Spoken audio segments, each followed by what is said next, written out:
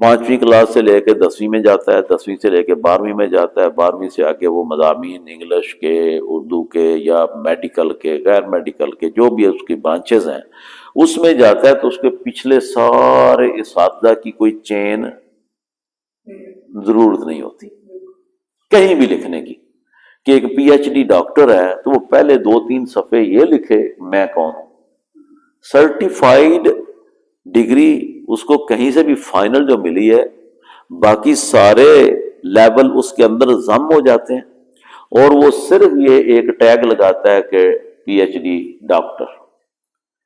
Comparatively آپ Islamic knowledge میں عربی لینگویج کی ٹریننگ میں دیکھیں تو اس طرح کرنے سے یہ چیز نامکمل رہتی ہے۔ اس کے ملٹی فیکٹرز ہیں۔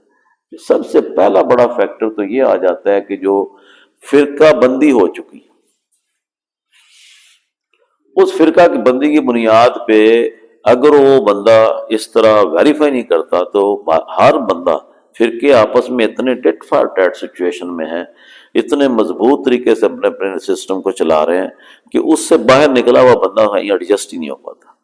تو یہ جاننا ضروری ہوتا ہے کہ یہ فالوور امام شافعی رحمۃ اللہ علیہ کا ہے، امام مالک ہے، کون سی فقہ کو، کون سے امام کو لے کے چل رہا ہے، یا غیر مقلد ہے تو وہ ان کو مانتا ہی نہیں ہے۔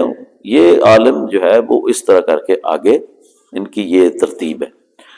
جب یہ ہوتا ہے تو وہ اس ترتیب سے اس کے پیروکار اس کے سامنے، اس کے پیچھے ایک سورس، ایک پاور، ایک ہجوم جمع ہو جاتا ہے۔ دین کی تباہی و بربادی کا یہ ایک اسباب بھی ہے، میرے اپنے خیال سے، ذاتی خیال ہے۔ ہمیں ان چیزوں سے اگر علماء بیٹھیں اور اس چیز کو اس طرح ہی کر دیں کہ ایک فاضل ہے یا اس نے ڈاکٹریٹ کی ہے عربی میں، اب وہ عربی کا ڈاکٹر ہے، یا اس نے اسپیشلائزیشن فقہ میں کر لی ہے تو اب وہ فقہ کا ڈاکٹر ہے، پی ایچ ڈی ماسٹر ہے، مطلب کی ڈگری کی ہوئی ہے۔ تو اب جو بات کرے تو پھر اس کو ساری تفصیل، سارے اختلافات، ساری ڈسکشنز جو ہیں وہ ساری بیان کرنی چاہیے۔ یہاں کہ کیا ہوتا ہے کہ وہ ہارڈ لائنر ہو جاتا ہے، جو حدیث پاک کو وہ سمجھ چکا ہے یا جس کا قائل ہو چکا ہے، وہ ٹھونسنے کی کوشش شروع کر دیتا ہے۔ رفع یدین والے رفع یدین کا زور لگاتے ساری زندگی لگے رہتے ہیں، اس کو جنہوں نے موقوف کر دیا وہ اس کے اوپر لگے رہتے ہیں۔ تو مسلمان کی انرجی اس میں برباد ہو رہی ہے، مسلمان کی قوت برباد ہو رہی ہے، مسلمان کی یونٹی ختم ہو چکی ہے۔ تو یہ ہی ایک اس طرح کی بات بغیر ان ساری چیزوں کے ان کتابوں کے ساتھ بھی ہے۔ یہاں بھی جو تیسرا فیز ہے وہ اساتذہ سے باہر آ کے سیلف ایکسپلینیٹری ڈاکومنٹ نہیں ہے۔ کچھ بکس ابھی آئی ہیں جو مختلف ادارے مکاتب فکر کے علماء کر رہے ہیں، اس سے پہلے یہ بہت کم تھا۔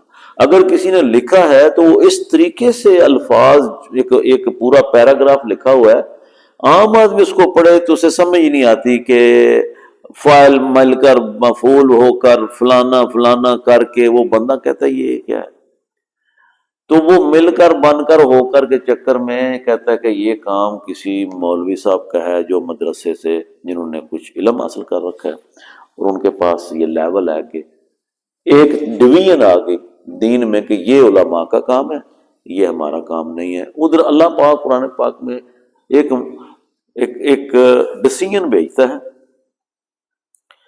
وَلَقَدْ يَسَّرْنَا الْقُرْآنَ لِلذِّكْرِ، ٹھیک ہے، میں نے تو سب کے لیے کیا، ہم نے اس کا ذکر سب کے لیے آسان کیا، کسی مخصوص طبقے کے لیے نہیں کیا۔ افلا یتدبرون القرآن ام علی قلوب اقفالها، کہ تمہارے دلوں پہ تالے لگے ہوئے ہیں کیونکہ تم قرآن میں تدبر نہیں کرتے۔ کس کے لیے ہے؟ جمع کا صیغہ ہے، سب کے لیے ہے۔ ہاں بے شک اس میں بھی ہے اسپیشلائزیشن، اللہ اور اللہ کے رسول صلی اللہ علیہ وسلم سے یہ ثابت ہے باتوں سے کہ بھئی وہ لوگ اس کے تحقیق میں جائیں۔ وہ کون سی بلا تحقیق ہے؟ بھائی جس میں سرٹیفکیشن ہے، جس میں ڈیسیژنز ہیں، جس میں قید و بند کے، جس میں آزادی کے، جس میں مطلب کوئی گمبھیر مسائل آ جاتے ہیں، تو پھر ایک ایسے عالم کی ضرورت ہوتی ہے جو قرآن و سنت کو، فقہ کو ساتھ لے کر ان لوگوں کو حل دے۔ اب ہر بندہ بغیر علم کے ہی مفتی ہے، وہ بغیر علم کے فرقہ پرست ہے، فرقے کو سپورٹ کرتا ہے۔ تو میں سمجھتا ہوں کہ ہمیں اس بات کو سمجھنا چاہیے۔ رمضان المبارک کی مبارک ساعتوں میں ان چیزوں کو آپ رکھیں بیک پہ، یہ فروئی مسائل ہیں، اور پہلے قرآن سیکھیں۔ جب آپ سیکھیں گے، بلیو می، اگر آپ پیری مریدی مطلب ایک آپ کا کانسیپٹ ہے، آپ ان کو جو ایک نظام چل رہا ہے اس پہ چلتے ہیں، دوسرے ساتھی ہیں وہ اس کو ریجیکٹ کرتے ہیں، تیسرے ہیں وہ اعظم ناظر کی بات کرتے ہیں، چوتھے کچھ کہتے ہیں، کچھ بالکل اس سسٹم کو نہیں مانتے، وہ ڈائریکٹلی بات کرتے ہیں، کریں۔ لیکن پہلے یہ پڑھ لیں کہ عالم کیا ہے۔ اگر میں اس کے آگے ایک لفظ لگاتا ہوں غیب، تو اس کو بنانا کیسے ہے، پڑھنا کیسے ہے، سارے پڑھے، ٹھیک ہے۔ پھر آپ کہتے ہیں کہ جملہ بنا لیتے ہیں عالم الغیب، اب کیا وزن بن گیا؟ اب میں کرتا ہوں کہ اس کے پہلے ایک لفظ لے آتا ہوں اللہ، وہ کہتا ہوں اللہ عالم الغیب، تو میں نے ایک لفظ سے شروع کیا، مڈل سے پکڑا، اس کے ساتھ یہ لگایا، اس کے ساتھ وہ لگایا، کہ جملہ بنا کے اس کی بیان ترکیب ساری سمجھ بتائی۔ جب آپ اس لیول پہ آیات کریمہ کو لے کے سمجھیں گے، بہت سارے مسائل جو ہمارے اندر اننیسیسری فائٹ اسٹیبلش کر کے بڑی قوت کے ساتھ بیٹھے ہیں، اور مسلمانوں اس وجہ سے بٹ کے کمزور ترین صورتحال میں چلے گئے ہیں۔ غیب کا ہونا اور غیب کے علم کا نہ ہونا ایک علیحدہ جنگ ہے، مانتے سب ہیں ریالٹی کو، لیکن انداز بیان، الفاظ کا چناؤ، اور اس بات پہ آ کے اتنے بڑے گیپ آ گئے ہیں کہ پھر ایک سٹیٹمنٹ آ جاتی ہے، ماننا یا نہ ماننا۔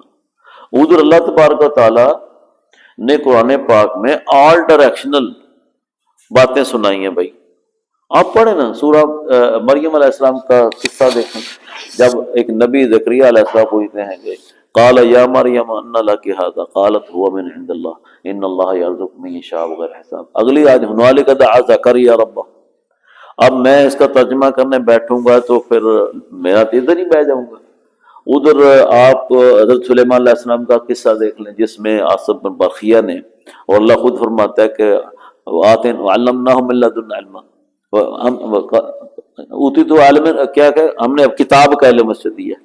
پھر حضرت موسیٰ علیہ السلام کا سارا معاملہ دیکھ لیں کہ نبی ظاہری شریعت کو لے کے ہونے کے باوجود جو اعمال ہو رہے ہیں آپ کی خبر میں نہیں ہیں۔ حضرت یوسف علیہ السلام کا دیکھ لیں کہ وہ قمیص بیچتے ہیں جا کے ڈالنے کے لیے، حالانکہ اللہ تعالیٰ تو قادر مطلق ہے، کن فیکون کا مالک ہے، دعائیں سننے والا ہے، نبی ہے، شرک کیسے کر سکتے ہیں؟ یہ اگر ان ساری چیزوں کو آپ دیکھیں گے، ادھر اللہ فرماتا ہے وعنده مفاتح الغیب لا یعلمها الا اللہ۔ وہ بھائی ایک آیت کو لے کے، کسی ایک چیز کو لے کے آپ اگر پورا سلسلہ مفتی پنا کرنا شروع کرتے ہیں تو پھر یہ جہالت ہے، اس سے نقصان ہوتا ہے۔ اللہ پاک نے ساری چیزیں صاف صاف بیان فرمائی ہیں، کوئی چیز اس میں وہ نہیں ہے جو واضح نہ ہو۔ پھر خود فرما دیا کہ کچھ آیات ایسی ہیں جو بالکل صاف اور شفاف اور واضح ہیں، ان ام الکتاب وَأُخَرُ مُتَشَابِهَاتٌ۔ کوئی اللہ نے کسر چھوڑی کہ اگر آپ کسی جگہ پہ پریشان ہوتے ہیں، آپ کو سمجھ نہیں آ رہی، تو اس کو اہل علم کے حوالے کر دیا، اور یہ بھی فرما دیا کہ یہ تو میں نے بتایا ہی نہیں ہے۔ وَالَّذِي أَنزَلَ عَلَيْكَ الْكِتَابَ مِنْهُ آيَاتٌ مُحْكَمَاتٌ هُنَّ أُمُّ الْكِتَابِ وَأُخَرُ مُتَشَابِهَاتٌ۔ انسان کے لیے کوٹ کر دیا فَأَمَّا الَّذِينَ فِي قُلُوبِهِمْ زَيْغٌ فَيَتَّبِعُونَ مَا تَشَابَهَ مِنْهُ ابْتِغَاءَ الْفِتْنَةِ وَابْتِغَاءَ تَأْوِيلِهِ۔ آگے فرمایا کہ وَمَا يَعْلَمُ تَأْوِيلَهُ إِلَّا اللَّهُ۔ اب کیا کرے؟ کوئی بندہ اٹھ کے کہے میں سب کچھ جانتا ہوں، اور اس پہ لڑائی کرے یہ نہیں ہے تو وہ نہیں ہے۔ اس سے پہلے نماز پڑھنا، زکوٰۃ دینا، اور جو اعمال ہیں نیک وہ کرنا، اللہ کی مخلوق کے بارے میں سوچنا، قرآن پاک کی تعلیمات کے مطابق زندگی بسر کرنا، اولاد کو دین پہ قائم رکھنا، وہ ان اعمال میں زندگی گزر جائے تو ان کی تو ضرورت ہی نہیں پڑے گی۔